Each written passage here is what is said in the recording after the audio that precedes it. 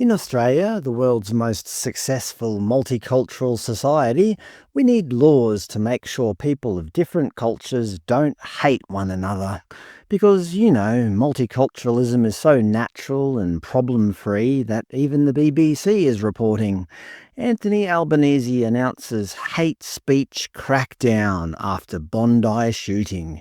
Or the ABC, Victorian government to crack down on hate speech, review gun laws following Bondi terror attack. So there's nothing inherently broken with multiculturalism that a new hate speech law can't fix. But the main victims of the Bondi attack, apart from Jewish people, of course, are Muslim people, at least according to Australia's media. For example, the ABC recently reported women wearing hijabs targeted in anti-Muslim abuse since Bondi attack. SBS went one step further and interviewed a particular Muslim victim. "I was called a dirty Muslim. Fears of a surge in hate-driven incidents after Bondi attack." They interviewed a Muslim lady who, on the way to work, said she was accosted by a group of girls riding on bikes who allegedly called her a dirty Muslim and threw raw eggs at her. She reported the incident to a local New South Wales police station, who at first said it was not going to be recorded as a hate crime, but later changed their mind and said that it would be. In response to such acts, Premier Chris Minns said, "This is a shameful act from anyone in our community that would target, for example, a young Islamic girl who might be wearing a veil in the streets of Sydney. From a moral perspective, it is disgusting to think that anyone could blame a young person, a young member of our community, a young Islamic girl, for the actions of two people in Bondi a couple of weeks ago. That is appalling. Racism will not be tolerated. It's not vigilantism, it's not retribution, it's hateful racism in our community." Okay, so basically the Premier is saying that individuals, specifically young Muslim women, should not be blamed for the actions of unrelated others just because they happen to be part of the same overarching religious group. That is, you cannot collectively blame a group of people for the actions of a few of its members. Fair enough, I agree. However, this principle seems to go out the window in New South Wales and indeed across Australia when it comes to historical injustices regarding Aboriginal people. Thank you to the viewer who highlighted this.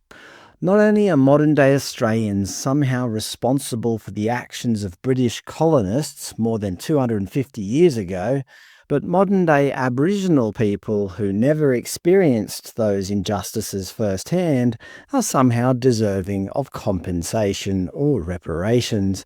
Modern-day Australians are essentially told they have some kind of inherited guilt. For example, in June, the National Indigenous Times reported New South Wales government commits nearly $450 million to closing the gap amid ongoing criticism and calls for reform. Obviously, they're using your taxpayer money to do this. It means somehow you're responsible. On their website, Stolen Generations, Reparations, Unfinished Business, they have something called the Stolen Generations Healing Fund, which provides $5 million for healing initiatives. They are also pushing towards a state treaty with Aboriginal people. In 2023, the ABC reported, New South Wales will push on with First Nations treaty despite Voice referendum's defeat. A year later, in 2024, the National Indigenous Times reported, New South Wales Treaty Commissioners announced to lead consultations on agreement making.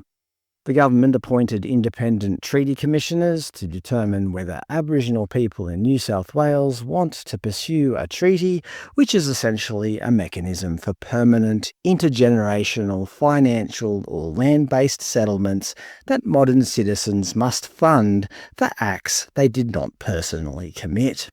So on the one hand, the government states that innocent Muslim women should not be targeted for the actions of a couple of radicalised individuals, but on the other hand, all New South Wales taxpayers should be punished for the actions of people hundreds of years ago. It's a clear case of intergenerational retribution. His government also made laws regarding cracking down on hate-fueled protests, with SBS reporting Tinderbox could set fire. Minns defends protest ban amid knee-jerk criticism. He is essentially admitting that New South Wales' multicultural society has become a tinderbox and could flare up at any time. Interestingly, when it comes to Aboriginal protests, the National Indigenous Times reported, New South Wales protest laws won't stop Invasion Day rallies, Premier says. So while hatred of Muslim people is obviously wrong and will not be tolerated, the open displays of animosity toward Australia on Australia Day in the form of Invasion Day rallies will go ahead, no questions asked. So we find ourselves in a strange double standard.